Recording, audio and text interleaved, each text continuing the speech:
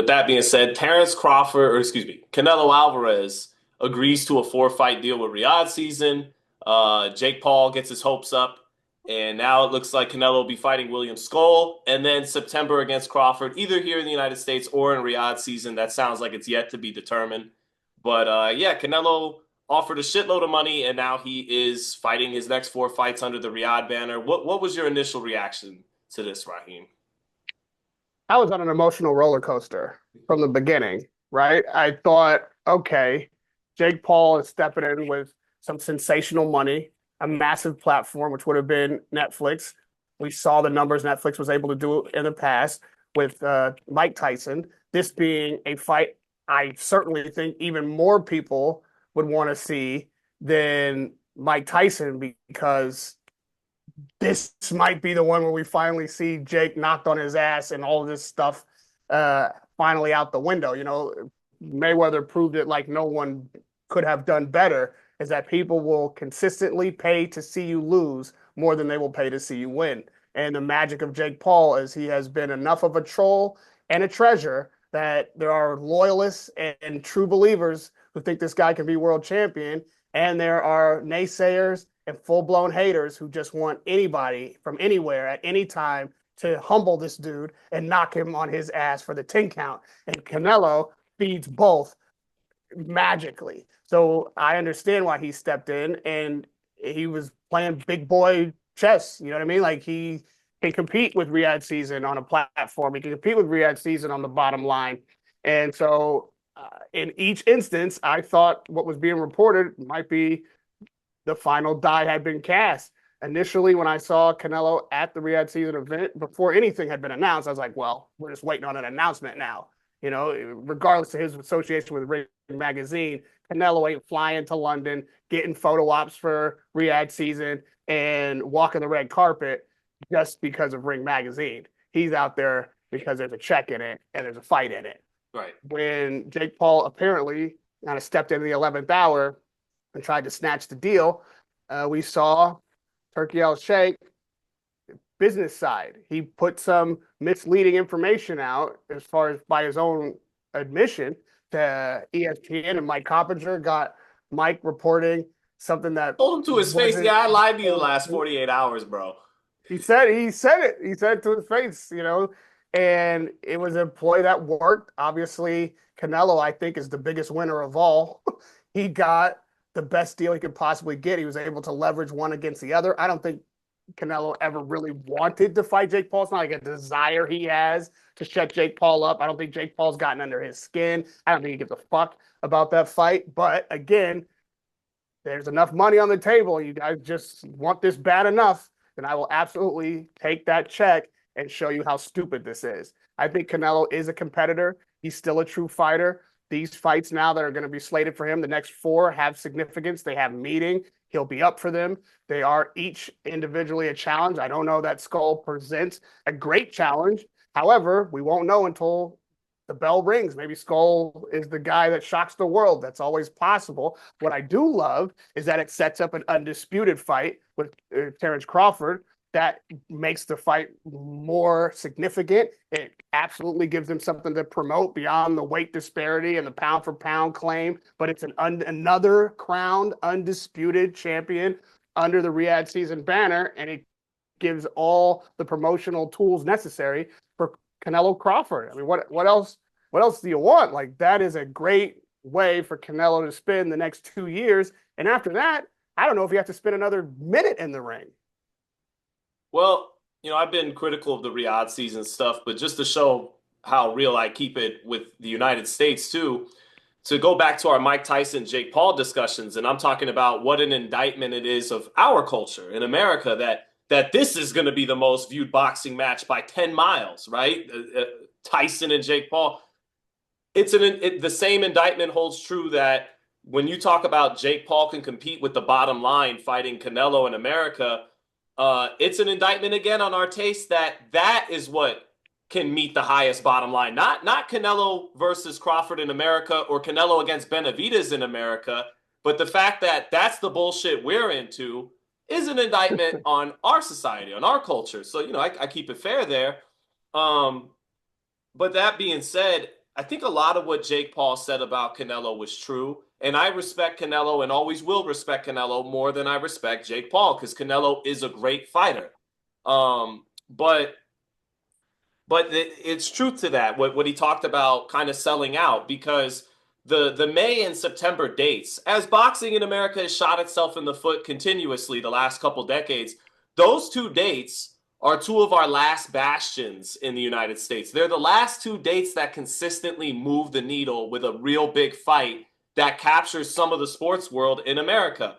And Canelo wasn't given those dates. Those dates were handed to him by bloody hands of Julio Cesar Chavez, Oscar De La Hoya, Juan Manuel Marquez, and Floyd Mayweather. These are guys that established that date as being something special in boxing in the US. And so when Canelo goes, you know what? I'm making 40 to 70 million a fight on those dates, but I want more. I want 140, 170 million. You're never going to turn that kind of profit in these fights you have in Riyadh in all likelihood. So that money comes attached to other strings. Now you just made it harder. You already denied the next man up who's Mexican, Mexican-American, and Benavidez. I get he's half Ecuadorian. He's born in the United States. He's a Mexican fighter. He's marketed as such and identifies as such and is half Mexican. And so you already denied who got next by not giving him the fight that he earned that everybody wanted to see. And now for the next kid beyond Benavidez, Marco Verde, who is with Canelo, by the way. He just won a medal in the Olympics, silver medal. Good-looking southpaw Mexican kid who's got a very high future in front of him. You just made it harder for him or the next great North American fighter. Doesn't even have to be Mexican to carry on that lineage that was passed to you. And the same goes for Terence Crawford. It's not enough to make the millions you make in America. Part of that's his own doing. He didn't like doing interviews. He would skip out on certain public appearances afforded to him. Cool. But now when it affects your bottom line, I'm not getting paid what I think I'm worth. I'm the best fighter pound for pound. I should be making 100 million, not 10 million. Now you are helping to starve out the same ecosystem that made you, which is North America, both of them, Canelo and Crawford. The same ecosystem that made Turkey fall in love with boxing. And you threw a hell of a doozy at me the other day because you're sharp. Very sharp. And you go, bro, this is Vince McMahon. He's buying up all the territories and making the WWF the biggest show in town and trying to elevate his medium, sports entertainment, in this case, the sport of boxing, to another level. Good theory that I definitely followed. But I'd liken this Riyadh season more to WCW. And I know you didn't get hardcore into that shit at that point in your life. You were too grown, right? But WCW, what they did was pluck the top already established talent. They didn't really create their own talent. They took the talent that was already established and they mixed and matched with all the stars that were already made. We'll do Hogan and Piper because they never did in the WWF. We'll do Canelo and Crawford because they never did it in America. And inevitably, when you're not able to grow your own kind of homegrown talent, build something from nothing, then you wind up like WCW. Like you become the New World Order and you have a hot couple of years with already established talent. But when that well runs dry and it takes the innovation and the genius to create new talent, that's where they ran into a dead end. But they kind of got that shored up because it sounds like they're going to merge with Dana White and Ari Emanuel and TKO Holdings, which is going to make this thing a monster. And I know that. But now you're left in the hands of Turki Alalshikh. Ari Emanuel, who is such a famous, notorious prick that we both love Entourage, Jeremy Piven's depiction of him, but not exactly a nice guy. And now Dana White. Dana White is boxing to Dana White is the girl, the really hot girl in high school he never got to fuck. And now she's actually pregnant with 3 kids and she's fat. But he still wants to get with the girl from high school. So we are about to get hate fucked by Dana White. He's finally going to bag the girl he couldn't bag in high school. Ari Emanuel and Turki Alalshikh. Great. And by the way, Ari Emanuel's first order of business, he said he wants to repeal the Ali Act. So yeah, boxing's about to get straightened out, but there's some things I don't like about it. Well, there's a lot to unpack there, Sean. Let me start at the top with your, well, I guess my WWF analogy. It was a good one. I'm not saying it wasn't good.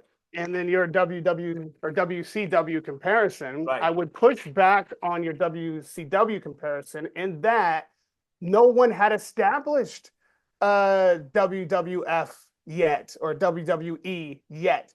Yes, it is much more like Vince McMahon than it is the WCW because all these different territories were making were making their money, making their bones, making their network deals, having their audience, but they were not collective in a sense that these stars from all over these different promotions and networks were fighting each other, except in the very, very rare circumstance. Like when Pacquiao fought Mayweather and the HBO and Showtime machines got together to make that finally happen, and PBC and Bob Arum were able to work it out and make this happen. That was mind blowing to all of us boxing fans, and the boxing press thought this would never take place, and it would only happened on one night, some 5 years later than it should have happened, and under delivered. This is not a case where you are star fucking fighters that are already made in a system that's already designed. We have never seen somebody put it together like this, even for 2 years, even 1 year, much less two, this consistently. And you talk about these stars are not going to be made from the bottom up, but I have to take an exception to that because whoever heard of fucking Zhilei Zhang before Riyadh season? Or Hamza Who's Shiraz. talking about Joseph Parker, even though he's had title shots before? Now all of a sudden he's on a major card. Better be Evan Beevil, as great a fight as we all knew that wasn't selling out anywhere except maybe Russia, where nobody wanted to go to see it or promote it.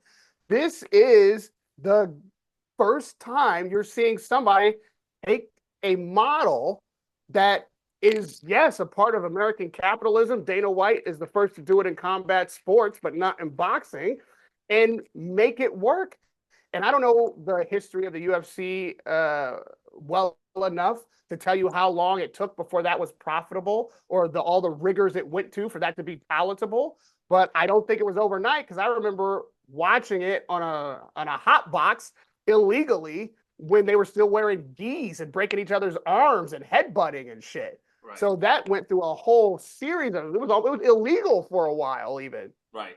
And New York wouldn't put on fights. Yeah. Exactly. And by the way, the only reason that you have any fights in New York at all is because the UFC was able to work with the state government in New York and get their lobbyists in place to rescind these insurance laws that were prohibitive for combat sports to be held there. And boxing was the beneficiary of it, even though they had nothing participatory to do with it. It was just like a collateral win for boxing because boxing wasn't even united enough to do what Dana White was able to do. Otherwise, you wouldn't even have boxing in New York of any substance at any consistency. All you would have is Las Vegas and LA. And when that happened, what happened? Did there become three major markets? LA, Vegas, and New York? No. Shit migrated out of LA where there's almost no high-level boxing anymore.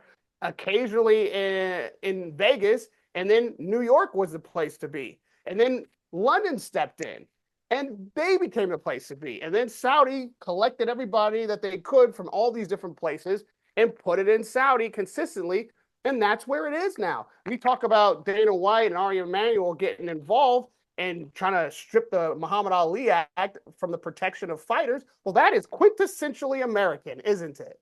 Is that what we're pining for? Is that the American promoter that we are so desperate to control boxing? Is that the attitude that is missing from the sport? No, I say no, it's not. But that's what you're going to get because that's capitalism. And if they can pull that off, then that's good business. That's not in the best interest of the fighter for sure. And they will have to work with Turki Alalshikh if they want to offer those prospects, offer those league fighters a potential major payday. That's almost going to become like the collegiate, what I imagine it will be, is what collegiate football is to the NFL, is what Dana White and Ari Emanuel are about to be to boxing. It's a hell of a lucrative way to enter the sport. And, you know, I don't know if he wanted to fuck boxing in high school or college or whatever it is, but it's a sexy set of twins now. Turki Alalshikh's got a sexy set of twins, and he's willing to let Dana White take one of them out for a spin. You know, that, I believe, is yet another element of this system that clearly Turki Alalshikh is invested in and willing to promote, that will make a global boxing community work for the fighters and the fans. And yes, ultimately, I believe will turn a profit for the promoters. In fact, the promoters are already turning a profit. Ultimately, I think it will turn a profit even for Riyadh season because it requires this level of dominance to turn a profit because you got to get money from every level. You know what it's like for those Guidos in New York. Everybody from the I mean, the soldier Fertitas on the were, street some people has say to the pay a Fertitas are bid. mobbed up, and that's who financed the UFC, to your point, that, You know, dirty money finances you until, but let's call the dirty money dirty money. That's all. I mean, my point, well, hold on. I'm yeah, not calling it dirty I money know, I because know, I know. again, you know what I But mean. if I call the We don't want to cast Fertitas, aspersions on people because all it's money it's pretty dirty. capitalism, and if and in capitalism, to my shit, if you want to start talking about dirty money, it's an endless. We don't have enough bandwidth Yeah, to yeah, talk yeah. about all that legacy of dirty money in sports and politics and government. So all I see is a system that's working, that's expanding, and that ultimately is giving everybody what they want. The only problem is it's not the face they wanted to have to look at. It's not the name they wanted to have to call. To me, that's a small price to pay. Look, we're media guys, right? And Dana White, he said something recently that pretty soon he'd like to not even have media at his fights. He only wants influencers. And all MMA media will tell you he squashes all dissent. The most famous MMA media journalist, Ariel Helwani, doesn't even attend most UFC fights because he's been kicked out of UFC. And, you know, between that and he literally tries to do quid pro quo with reporters. I've heard where I want you to cover Power Slap and then I'll credential you for UFC, right? And then you got Turkey, who just admitted to Mike Coppinger's face to lying to the media on purpose for 48 hours. So these people, Dana White, for all his American flag waving bullshit, is anti First Amendment, and so is Saudi. And I, as a Anti media guy, First don't. Amendment is strong. He might be anti Fourth Estate, Yeah, yeah, yes, but yeah. you know what I mean? That's not actually in the Bill of Rights. And again, it becomes a slippery slope when you start pining for American values and then want to hold these people to some moral standard because the American values of business do not jive with your ethical Well, they're trying to create a monopoly, right? parameters. They're Yeah, trying to like create a monopoly, and us not having dissent, like the muckrakers. Now I'm going to get real deep with journalism, but the muckrakers, they spoke out against Rockefeller and these people that try to create oil or steel industry monopolies. And journalism, when it loses its teeth, it's that much easier for these people to get away with it. Like Bill Gates in the late 90s, save for a pie being thrown in his face when he left the courthouse, he got away with a monopoly with Microsoft, and this creates monsters. And that is what I'm pushing back on. Even when we compare him to Vince McMahon didn't get to monopolize wrestling without being heavily scrutinized and critical. He almost went to prison in the 90s for dealing steroids to his own guys. That's at the very yeah, least, but that's the all I'm saying. corruption I'm of not going to let you government, skirt free without having some bite against the shit you're doing. I believe it's government corruption that let McMahon off the hook Right, ultimately. And what is that influenced by? Money. right, The truth is, you can dissent if you want to cover UFC. You absolutely can talk major shit about His Excellency if you want to cover boxing. What you can't do is then attend a private organization's event while doing so. So if you want to lose your access to ringside for televised fights, you can still watch them. If you want to lose your access to fighters who are then promoted and paid by the entities that you are criticizing, but you can still comment on them, then nothing's stopping you. The right, Saudi government, Turki Alalshikh, none of these promoters are coming to your house and pulling your fucking Wi-Fi out of the wall or putting you in prison. right. Dana White is not going to send the thugs to beat you up on the schoolyard because you've written an article criticizing UFC. You just have to be willing to lose your access because these are, in fact, private entities. And the NFL does the same. The NBA has its parameters. You can only They do. do so much, and they're like, Worse, you can't worse be here than anymore. combat sports. Yeah, no, I know that firsthand. Exactly. Yeah, So And I am not saying that is ethically right or that I'm a journalist. I would like to be able to not have to think about that at all. But I absolutely, admittedly, have to strike a balance that earlier in my career, I was less conscious of or less willing to adhere to. And I've been banned from everywhere. I've been banned from everywhere in every country by every promoter at least once. That's my badge of honor that I'm even still in the sport. And there was a time, Sean, when the fans online would support you if they saw you fighting for them, fighting for answers. They sometimes you were questioning their favorite fighter and they hated that that was the guy under the gun. But if you got banned or if you couldn't cover a fight, they could very minimum be in the comments, be talking shit to the promoters like, why isn't so and so here? How come he's banned? I would put up videos of me getting kicked out of gyms or being denied interviews, and the fans would come to my defense. That's not the environment anymore. Everybody's a troll now. Everybody wants to either tear you down if they see you they see you down, everybody just wants to kick you. They don't want to lift you up or help you pursue some journalistic goal or maintain some fourth estate ethic. All they want is somebody to roast, and they want the fights that they want to see. And so if Dana White is delivering that in the UFC, His Excellency Turki Alalshikh is delivering that in boxing, I'm sad to say, I'm honestly sad to say that you're going to have no support. You're going to be out there on an island as a solo warrior talking about some journalistic integrity that nobody gives a fuck about and nobody's paying you for. That's the reality. And I wish it weren't, because that's what's in my heart. And I am constantly striking a balance to where I can keep access, keep an opportunity to speak directly to the fighters, be able to see with my naked eye these events, and also not become a fucking complete shill for anybody. I'm not that, but if I'm honest with you and the people watching this, I'm conscious of having to not be that, because that's the path of least resistance, and that's what 95% of the people in boxing journalism today are doing, because they don't want the smoke.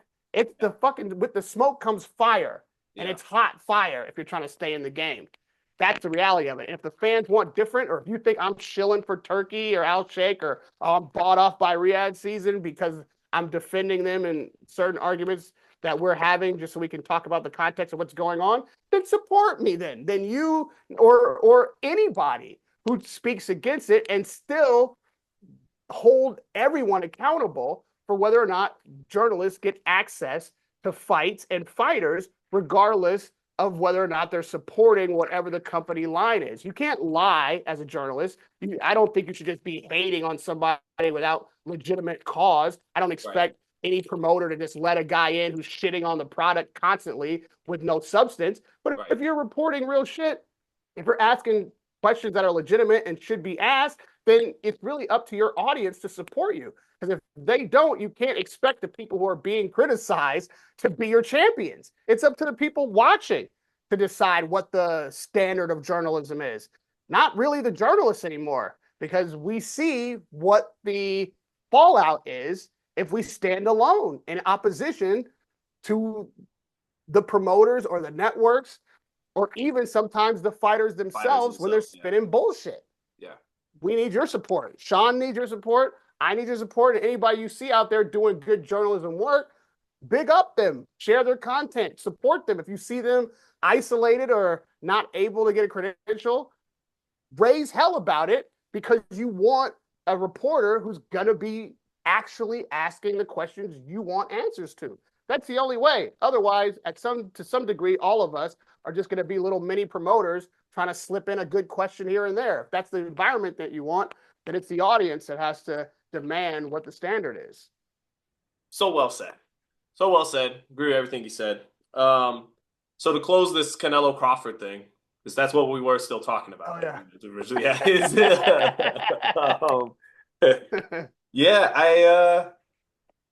We'll see. We'll see.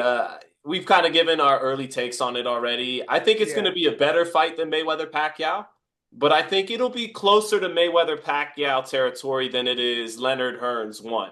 But we'll see. We'll see. Because Crawford, I'm going to be optimistic about the fight now, Raheem. Crawford, remember, HBO used to tell us, Lampley and them, when fighters get older and they get hit a little bit more, sometimes you get the thriller in Manila. Sometimes both fighters are older, reflexes slow down a little bit, and so you actually get more two-way action, right? As opposed to both guys' reflexes being on point, a lot of missed shots and high-speed chess.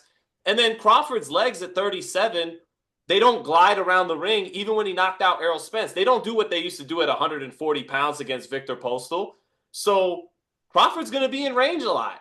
And his way of winning, like the Spence fight, is counterpunching. It's not how Floyd Mayweather beat Canelo. Hit, make a miss, reset, hit, make a miss, reset. Crawford's going to have to catch and shoot. He's going to have to counterpunch if he wants to win this fight. Maybe it will be a better fight than I've been giving it credit for, based on that. Based on they're going to be in range a lot, because Crawford's not going to have the legs at 168 pounds at 37 to be, a lot of lateral movement like at the 140. It might be a good fight. But my initial impression is going to be a little anticlimactic. I'm going to give you the last word on that. I would like to offer any fighter the opportunity to step in on Cinco de Mayo weekend in Las Vegas, if in fact Canelo Alvarez and Skull are not fighting there, which we haven't determined yet, but if they're not, it's an opportunity for somebody to make that date their own. You're right in the sense that Canelo has been carrying that date and Mexican Independence Weekend in September on his back, as has been the tradition. But you know what? Canelo is, I don't want to say selling out, I'd say cashing out at the end of his career with now legitimate 4-fight deal that is going to present with legitimate challenges at each stop. And if he doesn't want to carry those last 4 fights out on those dates that he has helped to establish as an American pastime, then it gives an opportunity for some younger fighter to prove that he can hold that real estate. Benavidez put a fight on Cinco de Mayo weekend. Hank Davis, step up in September and put a fight on Mexican Independence Weekend in Vegas. Fight Zepeda on Cinco de Mayo, right? But I mean, it's going to be too tough because those guys just fought and Tank's fighting on the first. But your point is right. Yeah, ideally. Well, I'm saying there's time. There's time for Tank to fight in September. I'd say there's time for Benavidez to fight in May. It's the 5th month of the year. That's plenty of time. What the fuck are we talking about? Well, that Morrell fight.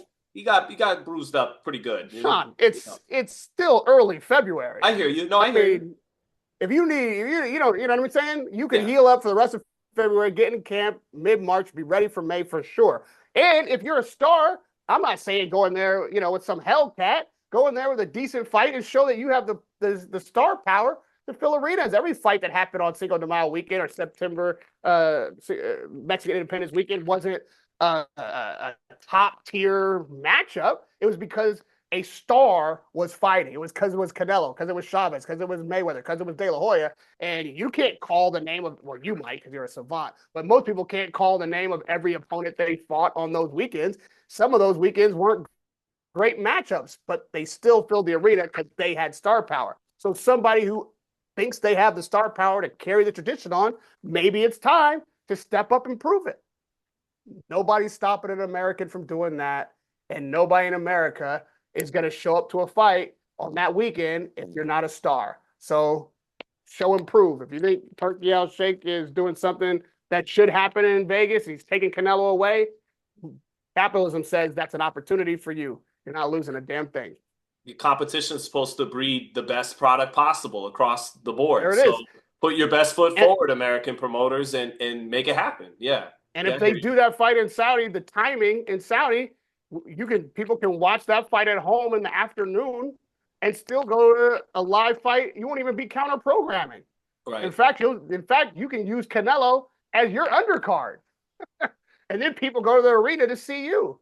So who's going to step up? That's what I want to know. Which one of these belly aching Americans is going to fill the void?